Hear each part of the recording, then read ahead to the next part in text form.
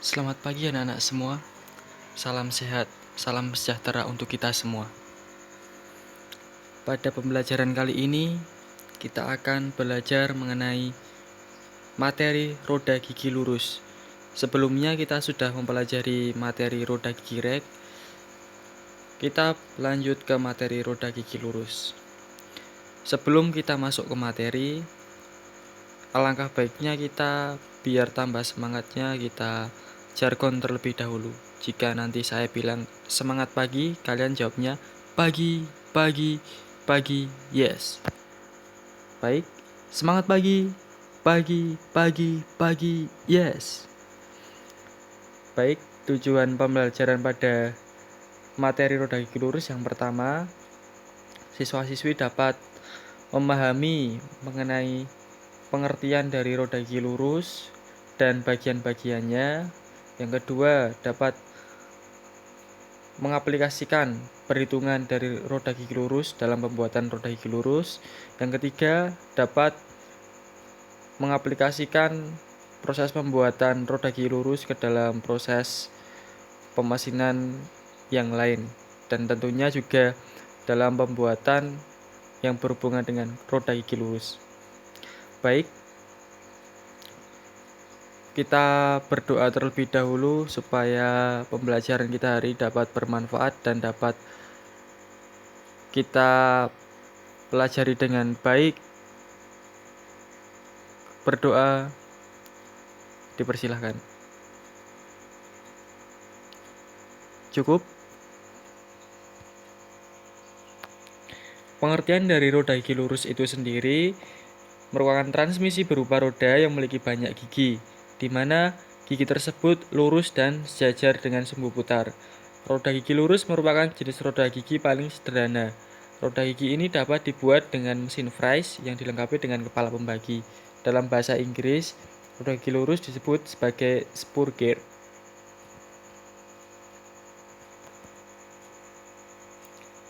Fungsi dari roda gigi lurus pada umumnya digunakan untuk memindahkan putaran antara dua poros yang sejajar. Gigi-gigi berbentuk lurus dan sejajar dengan poros yang digunakan. Apabila dua buah roda gigi dengan ukuran yang berbeda dipasangkan, roda gigi yang mempunyai ukuran lebih besar disebut gear dan roda gigi yang mempunyai ukuran lebih kecil disebut pinion. Roda gigi lurus biasanya digunakan untuk kecepatan rendah hingga sedang. Untuk penggunaan roda gigi lurus sendiri atau pengaplikasiannya, beberapa contoh penggunaan roda gigi lurus antara lain untuk yang pertama, roda gigi pemindah pada mesin bubut ya, pada gearbox itu. Kemudian mesin Fries, roda gigi untuk pemindah cepat pada gearbox. Nah, starter pinion pada motor, hand winch untuk menggerakkan benda yang berat. Nah, jadi bermacam-macam ya penggunaan dari roda gigi lurus. Misal pada mesin bubut ada, mesin Fries juga ada, dan alat-alat pemasinan yang lainnya. Nah, untuk bagian-bagian dari roda gigi lurus dapat kalian lihat ya.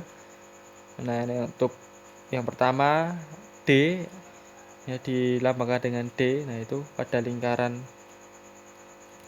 yang besar ya, itu ya D, itu merupakan diameter jarak bagi.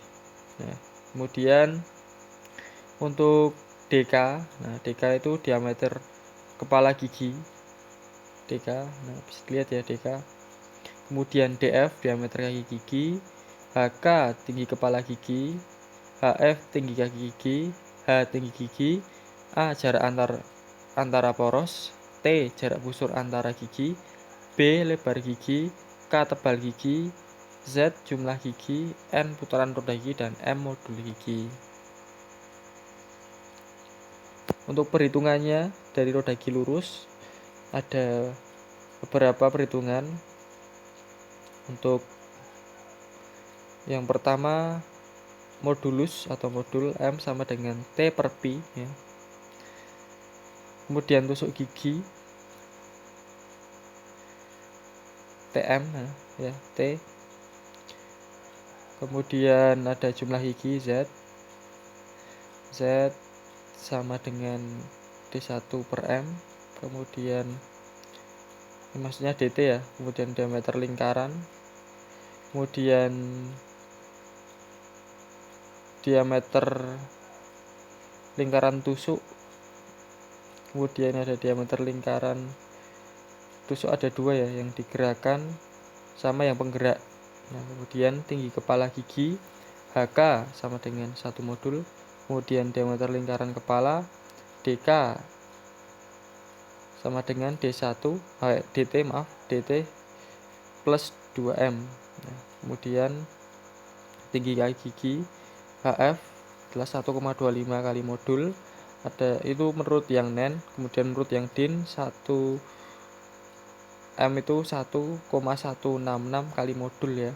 Kemudian tinggi gigi H, kemudian diameter lingkaran kaki DF, kemudian jarak bagi antara roda gigi A ya, kemudian lebar gigi B ya. Itu roda gigi normalnya sekitar 10 sampai 15 modul. Kemudian tebal gigi ya, ini maksudnya tebal gigi lebih dari 1,6 modul.